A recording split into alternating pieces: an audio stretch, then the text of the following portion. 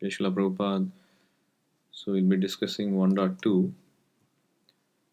Sanjaya Uvacha Drishtva tu Pandavanekam Vyudham Duryodhanastada Acharyam Upasangamya Raja Vachanam Abravit.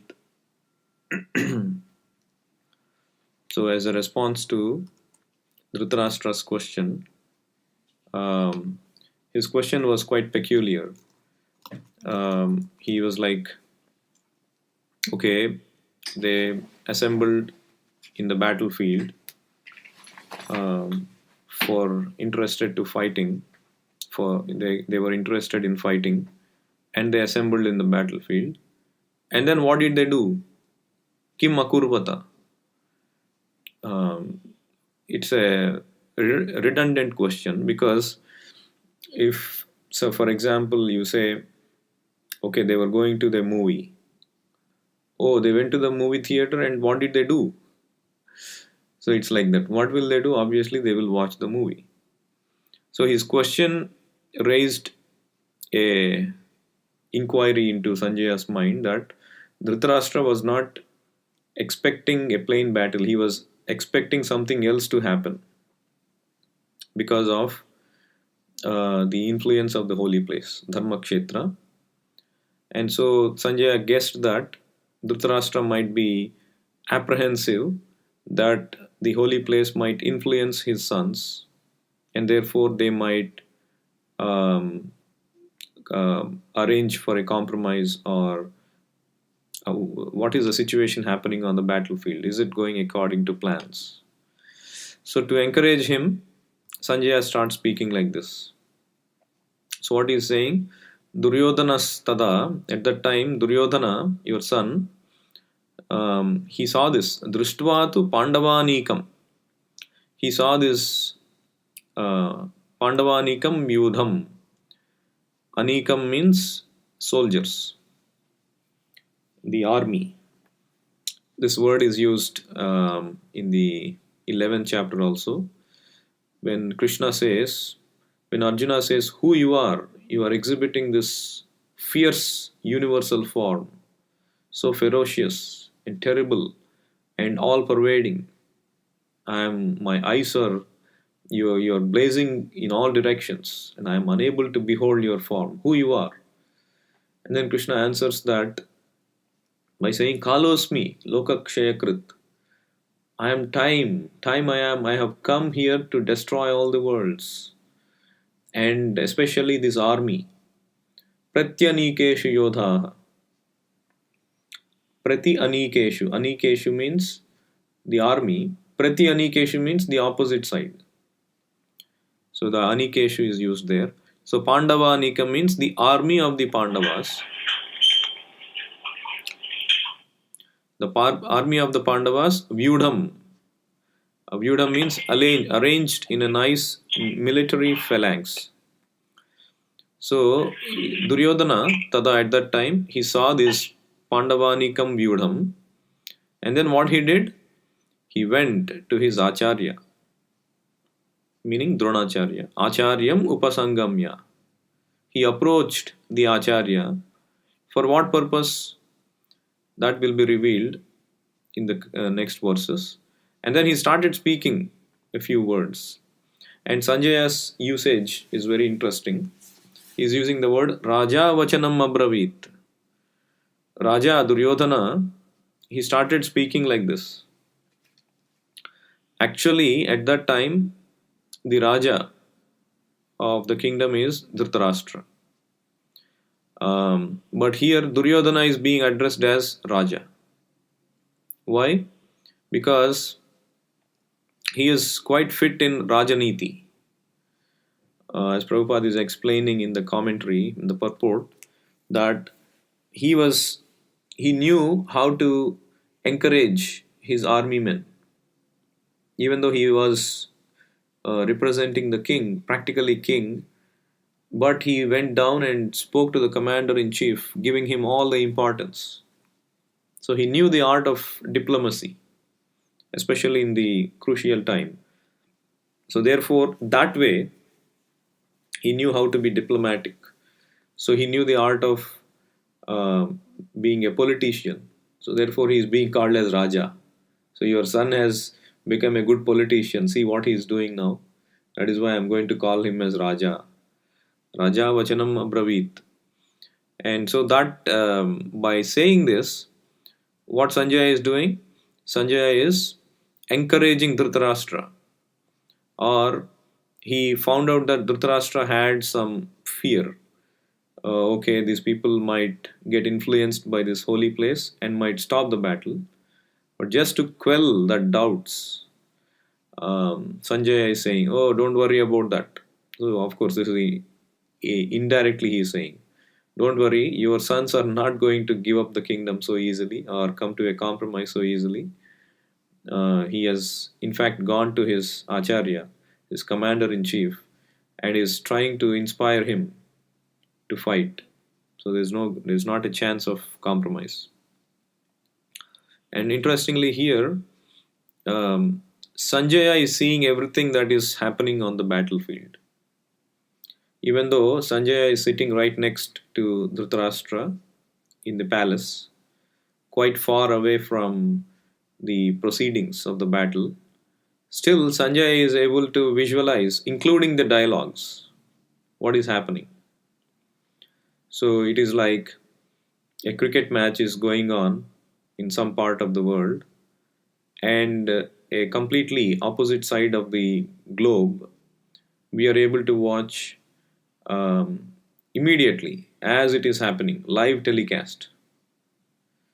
So not only that, usually when we watch the cricket match, we will not be able to hear what the fielders are talking about. Of course, if they come closer to the stumps or the microphone, we will not be able to hear. But here, Sanjay is not only able to see everything, and then in the cricket telecast, we will not be able to see everywhere what we want to see. Only where the camera is being focused, we will see. But here, Sanjay is seeing everything on the battle, everything what is happening, and what dialogues are being spoken. So everything is happening. So sometimes people might say that it is mythological. What kind of absurdity it is? It seems quite unbelievable. And that is why they term these things as mythology, based on some myth, some belief, some faith. Of course, if you were to talk about live telecast some 20 years, 30 years back, people would have um thrown it away, disregarded it as something laughable, ridiculous. How can you relay something which is happening quite far away? But we have seen the technology has developed. All they do is they um, broadcast these waves through satellite, and then on the receiving end, they receive these waves, provided the equipment is able to read these waves and construct the data in a proper format. They can retelecast whatever waves are captured, they can recapture it and telecast it. It's a simple technology. So if one is proficient enough, one can utilize all these things that are embedded in the nature. There is sunlight, there is air, there is sound waves that travel, there is light that travels at the speed of 186,000 miles per hour, whereas the earth globe is hardly few thousand miles. So what is the limit? There is no limit for which by which you can transmit this knowledge or relay this transmission from one place to the other place, provided you know the art. Just because we don't have that ability right now, we cannot push it over and say that it is a myth. Just like live telecast was considered a myth 30 years back or 40 years back, whatever it is. So that is why these yogis, this is called Ashtasiddhi. The yogis know the art of exploiting all these various features embedded in the nature. There are Astasiddhis, Anima, Laghima, Prapti, Ishita, Vashita, Prakamya, Siddhi, and all these siddhis they can attain by manipulating this nature. They can become smaller than the smallest, they can become bigger than the biggest, heavier than the heaviest. They can attain anything by they can go to any place.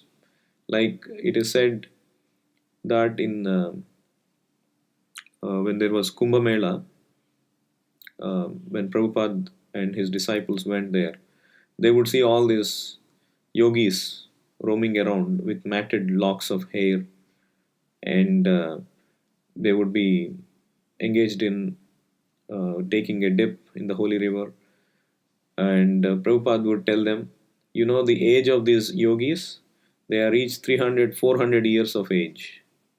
And every day they would take a dip in all the holy places throughout India: Rameshwaram, Dwaraka, Badrinath, Badrikashram, and Jagannath Puri.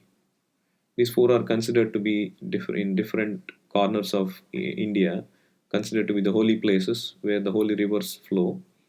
And these people, by getting down into the river in one place, they can get on in another place. If they take a dip in Jagannath Puri, they can come out in Badrikashram.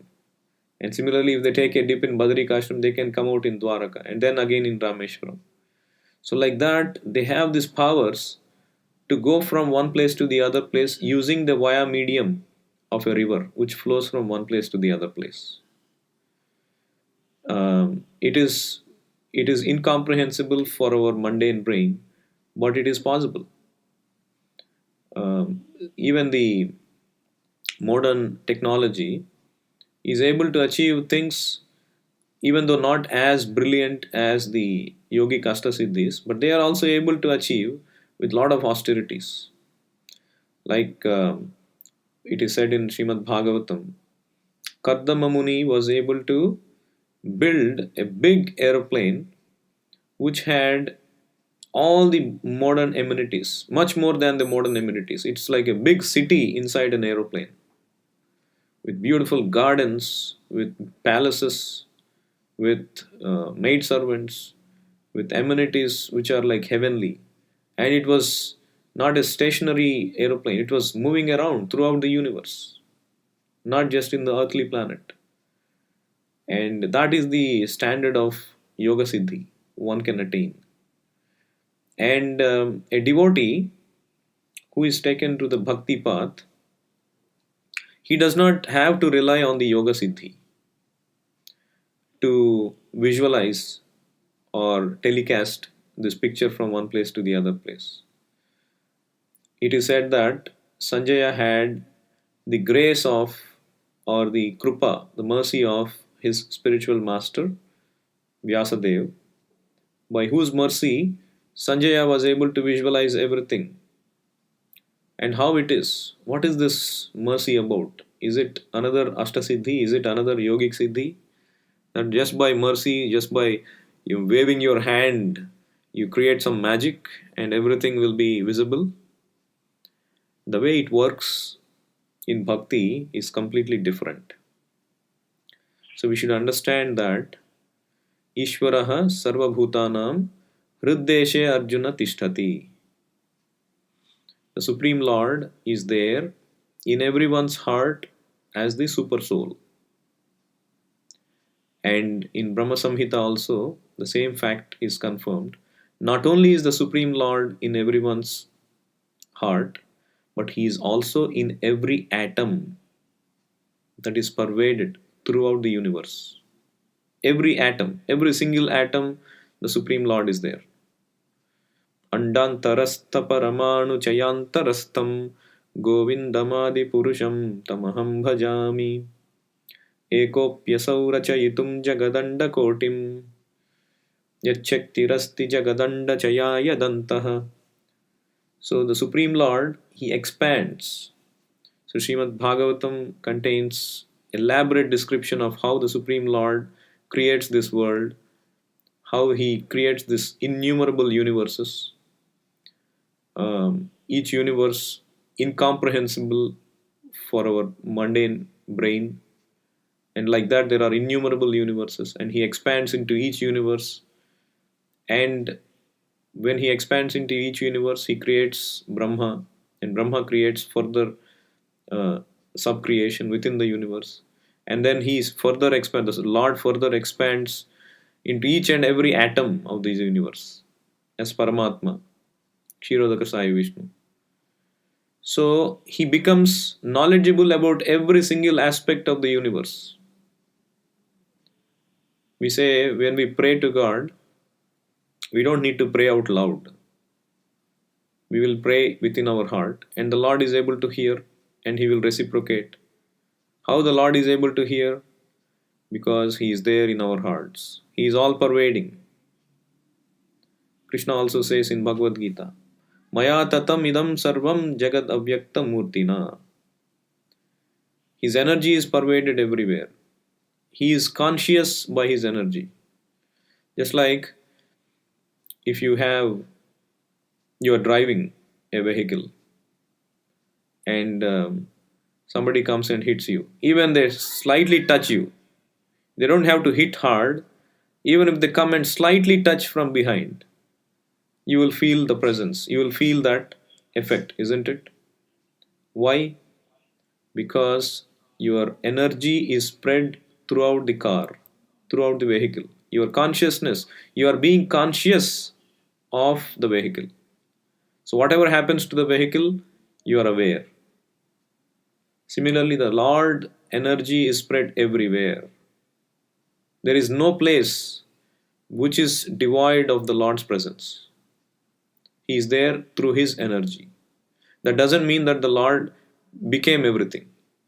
This is another pantheism. This is called pantheism, where people think that because the Lord or the God is spread into everything, He loses His personal presence. So, God is now, the table is God, the wall is God, the mud is God, everything is God. So, God, there is no personal God. That is called pantheism. Of course, that is absolutely contradicted in the Puranas, in the Vedic literature, where it is said, Ekadesha sthitasyagnir jyotsna vitstarini yatha parasya brahmana shakti tadhedam akhilam jagat. Just like a candle placed in the center of the room, it spreads its heat and light throughout the room. And by the presence of heat and light, we can understand the presence of the candle. It is not that the candle has disintegrated into heat and light. The candle is still present in its full glory, and because of its presence, the heat and light is spread everywhere. The Supreme Lord has personal presence. He is there in His own abode, but He spreads His influence, His energy everywhere, and He becomes conscious by it. And He expands in the form of Paramatma. And because He knows every single aspect of what is happening in the universe, He can enlighten a living entity with the knowledge of whatever is required to be known for that living entity. So, because the Supreme Lord knows whatever is happening in the battlefield, and because He is there as Paramatma in the heart of Vyasadeva, and He is there in the heart of Sanjaya, when Vyasadeva becomes pleased with Sanjaya, the Supreme Lord knows that Vyasadeva wants Sanjaya to witness this battlefield. So he enlightens Sanjaya with the vision of the battlefield. So, of course, this is completely in contrast with the Yoga Siddhi. Yoga Siddhi means you are able to achieve the mystic perfection to view this whole thing by the use of nature's technology. Like how Ashwadhama also used his atom bomb, nuclear weapon. But the speciality was he was able to attack a specific target, that is the womb of Uttara, and there was no collateral damage, like what would happen if you use a nuclear weapon. That is why they test in deserts, under the ground, in the water, in the ocean. And there's so much of collateral effect, so much of effect to the environment, so much of land becomes barren because of it, so much of influence on human traits and generations. But the knowledge that was existing 5,000 years back, based on the Dhanurveda, Vedic knowledge, is so sophisticated, so subtle, that you cannot even compare with the modern technology. However, the kind of um, the Sanjaya's case was different. It was through the grace of Vyasa. He was able to witness everything. So in bhakti, we depend on the grace of the higher authority. It is bhakti is a path of revelation. We don't go about acquiring the material skills for achieving greatness. We go about acquiring values like humility, patience, tolerance, and then await the Lord's mercy, await the spiritual master's mercy, which will enlighten us through the Lord's revelation in the heart. Tesham satatayuktanam bhajatam pritipurvakam dadami buddhiyogam tam yenamam upayantite. So Krishna says in 10.10, one who is always engaged in love and devotion to me, I give them knowledge by which they can come to me. So the bhakti is a path of dependence on the superior authority, recognizing our miniature position, and wait for the revelation.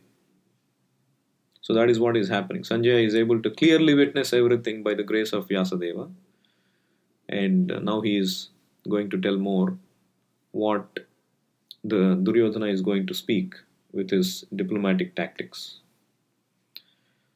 I'll stop here. Any other questions, comments anyone has on what we discussed?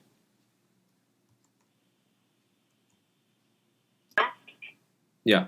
It was really very beautiful, Prabhuji. Yeah. I was for something like this to hear from the beginning, so I hope I really got in a right time I got.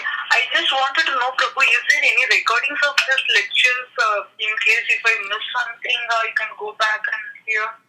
Yeah, we record the conference call every day. So Okay.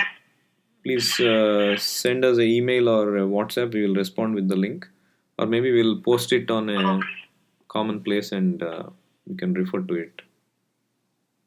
Yeah, sure, Prabhu. Thank you. Thank you. Anyone else? Any other comments, questions?